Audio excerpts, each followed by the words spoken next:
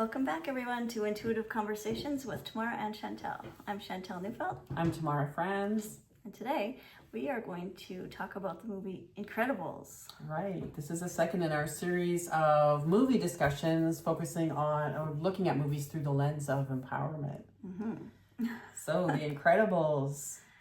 Oh, I love the mom on the movie.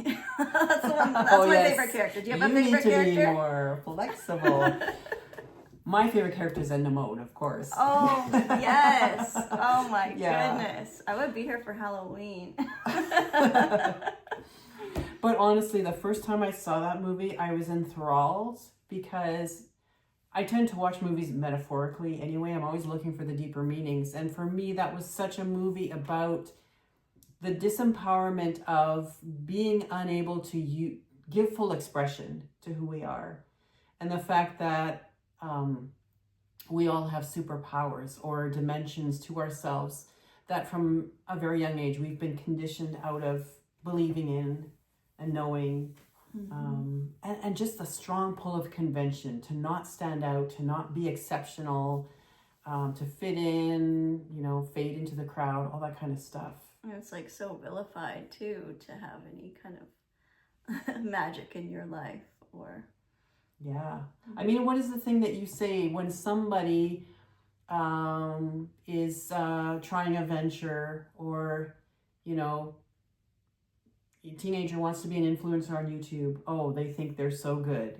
They're getting above themselves. Like, what is that? Why is that so bad? It should be encouraged. Yeah. There's just this collective wanting to pull someone down as soon as they are exhibiting any behavior that is just... and we all want to think we're nonconformist. We all want to think, oh, I'm not in the matrix. I'm out there being authentic and doing my thing. But it's such a human thing to want to pull people back down when they are starting to rise, and show their exceptionality. I also think that in my life, whenever I have judged myself for a certain thing, that's when my judgment comes out for other people. Not even that I would verbalize it for other people, but just in my head, right? If I judged myself for something, I would, And so the more I can love myself, allow myself to shine, the more I allow others to shine too. And the thing is, when you allow yourself to shine, it's so permission giving to everyone else who's been holding back, right? The whole idea of lack is that there's not enough or we're not enough. And I think that it's this almost belief that everybody is kind of under this false assumption of that it's dangerous to, allow yourself to shine or, there's some level of we can't all win, right? There's some level of if you are there, that makes me down here. There's not a whole lot of all of us rising or all of us lifting each other or the whole spirit of cooperation versus the spirit of fighting. But there can't be that in a... there are two types of competition. Society. That's the word I was looking for. Sorry. In a dominator society, it is a pyramid. And so, yes, if you're clambering up and getting ahead of somebody or they're perceiving... Don't take my spot. Yeah. We don't live in a partnership society. These are words that come from Rihanna Eisler, who wrote the book, The Chalice and the Blade, which was, for me, a life-changing paradigm book, which basically makes the argument because, there's this collective belief that, oh, humans have always been competitive and there's always been a pecking order and there's always been dominance. And she says, no, the archaeological record clearly shows that we've had partnership societies in the past and we can have that again in the future. So once you start looking, once you start looking through that dominator lens, you really see how the mechanisms work to keep as many people as possible down in that lower echelon. I feel in order to have that kind of, ideal utopian society, we have to encourage our kids and everyone to live up to their strengths, to, because we all have different strengths. We all have different lenses in which we see the world, and to encourage that uniqueness in school and just everywhere, and to see someone else shining in their own way. No one's going to shine the way you shine. No one's going to shine the way I shine. Right. And so just, it's not competitive. It's Yeah. I don't know, it's helpful, like, to see everyone as like a whole body, all of the different people as like different parts of the body, like you all can work together in harmony. Yeah. Wouldn't it be great if we had a system that was built around recognizing every child's superpower and helping them learn how to bring that out as they go through, right? And often a child's superpower will show, it will show up through their misbehaviors, right? Like Dash in the movie, right? In class, he's being mischievous, but zipping around and nobody can see him, right? So he's got a strength he's not allowed to show, and it's killing him. I was really struck, actually, that in the Incredibles, it's especially the males that are suffering. Everybody's suffering, but I mean, the mom and the sister, can't remember her name, they've adjusted better. I mean, I just remember the girl with the bangs, like literally hiding half of her face. I shouldn't say they've adjusted better because it's harming them too. But it's just like, it's tragic to me, that scene where Mr. Incredible is working in the insurance office, and he's a rescuer. You know, he's a do-gooder. He's like he's a superhero of society. He's there to build a better world, and there he is, you know, being constrained, and he's supposed to bilk people out of their, you know, their entitled insurance. And he's sitting there like he can, you know, the pencil's breaking in his hands, and it just made me think about, like, yeah, this society we live in, how it creates such inner rage. Yeah, it goes against what we would otherwise naturally do, to be a cooperative society and help out our neighbor. And well, and I think people intuitively know where their superpowers lie, right? They know what brings them joy, what brings them to life, and to not be able to do it, like, it's just killing. And I think there's so much rage because of that, and depression. It's rage more with the men, and you see that in the movie. And then with the women, like the sister, Violet, I think is her name. Yes. Yeah. She can barely use her superpower in the beginning because she's been so conditioned out of any exceptionality. There's that line in the movie, they keep celebrating new ways to be mediocre, but if anyone is truly exceptional or whatever, you know. And for someone who hasn't seen the movie, we should talk about each of the main characters and what their superpower is. Right, yeah. Okay, so The Incredibles, it's hard for me to believe any of you haven't seen it. We forgive Go you. watch it right now. We forgive you. Yeah, but it's a family of superheroes that are living incognito because the superhero world has been forced into anonymity because of a few lawsuits that have happened through rescues that caused a bit of collateral damage, or people with, you know, were injured slightly or whatever, lawsuits against the government. And so nobody's allowed anymore to use their superpowers. And what a metaphor that is, right?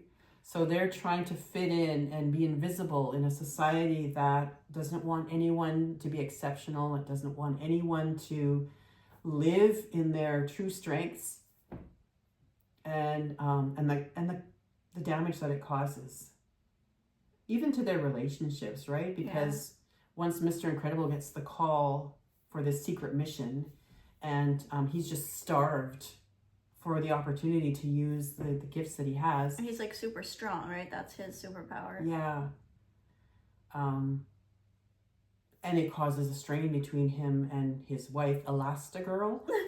Who can stretch. She's almost like Go-Go Gadget arms, but like... Yeah, her whole body is extremely flexible. Yeah.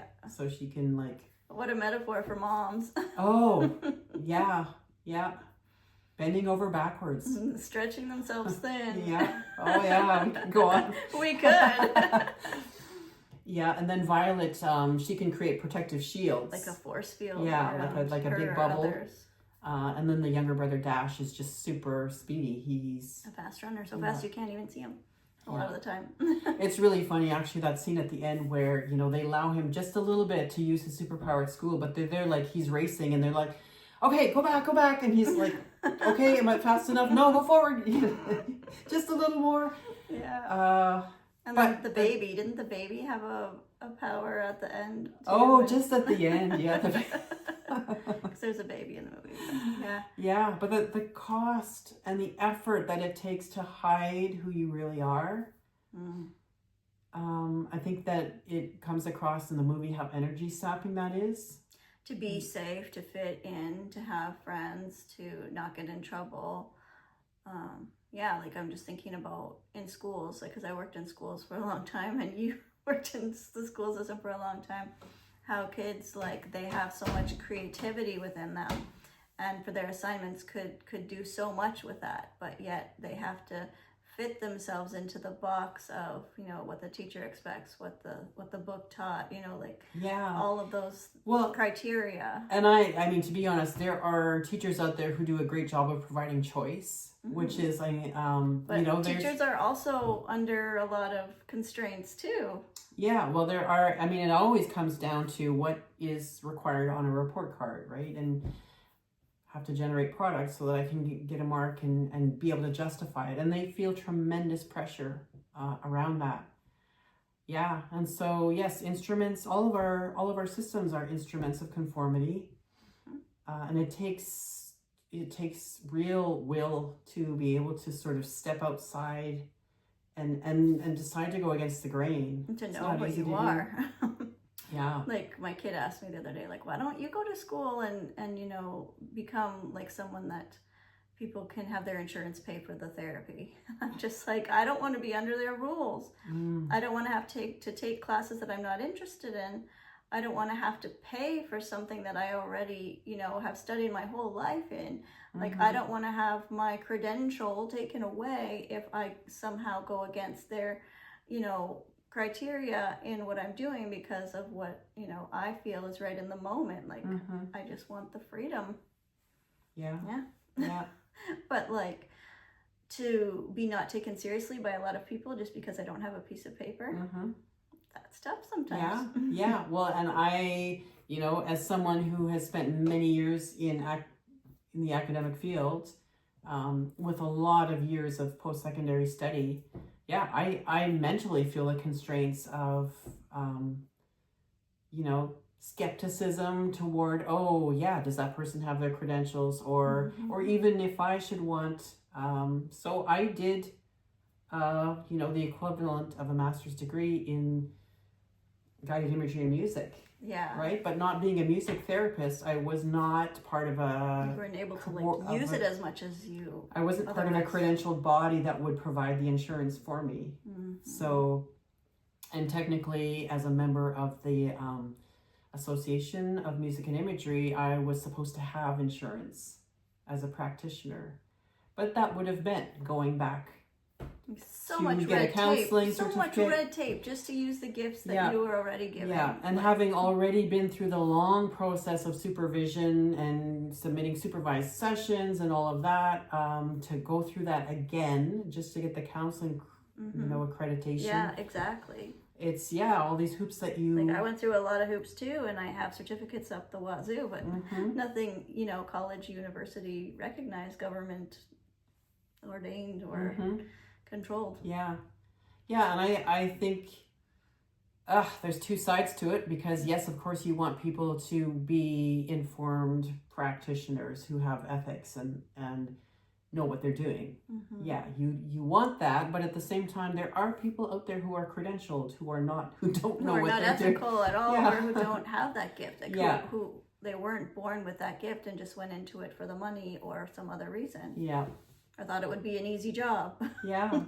You know, and I come back again to, like, everyone is born with innate gifts and talents, right? And why can't we be a society that says, we notice this gift in your child, right? How can we support that? And especially once kids are 14, you know, you've pretty much learned, you should have a solid foundation of the basics. By the time you finish grade 8, why can we not create paths for people to like double down on their favorite stuff? Head in the direction of where you know your gifts lie. Yeah, like I understand that, you know, they want to balance society and everything, but at the same time, like nobody's good at everything, but everybody's good at something. Oh yeah, my son has Down syndrome, and I was joking actually, because we were at a wedding social on day after Halloween, and it was a costume party, right? And everybody was kind of hanging out in their costumes, and there were maybe 10 people dancing. So we arrived. There's like these few people dancing on the floor, and when Eli hits the dance floor, people come and dance. Aww. I said we should rent him out as the party guy. This is the guy who's going to get your party started. Mm-hmm. But he could make some good money. But yeah, that's his. And like, he's got a superpower. He's nonverbal, right? Yeah, but yet he can. He's nonverbal, but he can communicate. he's so full of life, and he's and just love. he's a social animal. Yeah, he gets people. He brings people out of themselves, and that's a superpower. Yeah, and like gets them to reconnect to their inner child. Yeah. But I think too, like we also have been, the experiment with the flies in the jar. Like there was okay, so I don't know where this goes back to. I'd have to look up, when and who did this, but keeping flies in a jar for a few days. I don't know if it was 3 days or maybe a week. I think 3 days maybe. These flies are buzzing around in the jar with the lid on. And after 3 days, when the lid was taken off, they didn't come out of the jar. Because their conditioning was, here's the ceiling. And we have so much conditioning about what our ceiling is as humans. So, for example, the telepathy tapes. Such a good podcast. Right? This idea that children with autism have access to information and ways of communicating that science cannot, as a materialist paradigm, can't explain. We're the flies in the jar who cannot find room for I actually got into a debate with somebody who wrote a pretty nasty review about telepathy tapes. He was a scientist. He was on faculty at McGill University, which is my alma mater. And I wrote to him saying, hey, I remember when McGill was a much more eclectic place where I read through an entire parapsychology section of the library. All right. So there was some opening for ideas outside of this materialist paradigm, but somehow scientists are so focused on objectivity, and they don't realize they themselves can't be objective when they're tied to a paradigm that doesn't allow for the kind of phenomenon that are... Or nuance and things that can't be explained. Yeah. So, if you believe in telepathy, well, your beliefs are influencing the results, and so they can't be trusted. But if you believe in a materialist paradigm, you're too objective, you can't be influencing the results. And so, there's a double standard, but we don't see it because of our conditioning. So, yeah, the movie The Incredibles, it just really spoke to me about human conditioning and what we allow and don't allow, and how that is crippling everyone. And then the syndrome character, takes advantage of that crippling to come in and, create his own nefarious system. Because, what is the line he says? When everybody's a super, when everybody is, when everyone's exceptional, then no one is, or something like that. Wow. So in his own What a belief. What a limiting belief. Yeah. But again, that speaks to the danger. Like we talked about it with Ella Enchanted, but the danger of obedience to a system that is crippling your ability to expand into the fullness of who you are when someone else isn't going to play by those rules. Right? If we're all being obedient to a system and then somebody else with more power does an end run around it. Not mentioning any names in the political world. No, we wouldn't dare. Yeah. I think we're at a point, I just see it so clearly where we refuse our own empowerment at our own peril as a species, basically. So it's time. I think these movies have come in a very timely way to tell us, it's time to step into a larger understanding of who we are. It's time to stop suffering until everyone else isn't suffering. I feel like that is a limiting belief that as a society we've grown up with, that you must suffer until no one else is suffering. That's the empath version. I there know, are people who have no problem letting others suffer. Yes, I just feel like the people with kindness in their hearts, what more could they do for the world if they didn't feel like, you know, because everyone else doesn't have privilege, they can't use their privilege either. Like, like you can still use everything, like the cards that you've been dealt, you can use those cards for the betterment of all. There's like the fear, guilt, and shame, especially the guilt and shame for some people, to be like, oh, I'm part of this privileged group, so I now have to give up my resources and let go of everything I've been given, not use my talents, as the, you know, the parable goes, because, you know, there's fear or there's guilt and shame around it. Be the good boy, be the good girl, and let the status quo keep going. Yeah. And again, the time is there. All right. It doesn't take long when we're talking about movies that are interesting. So, yeah, I'd love to hear anyone's comments and thoughts about The Incredibles or any other movie that has really, that touches on the theme of empowerment or things that we've talked about. Yeah. And until next time, keep following your heart song.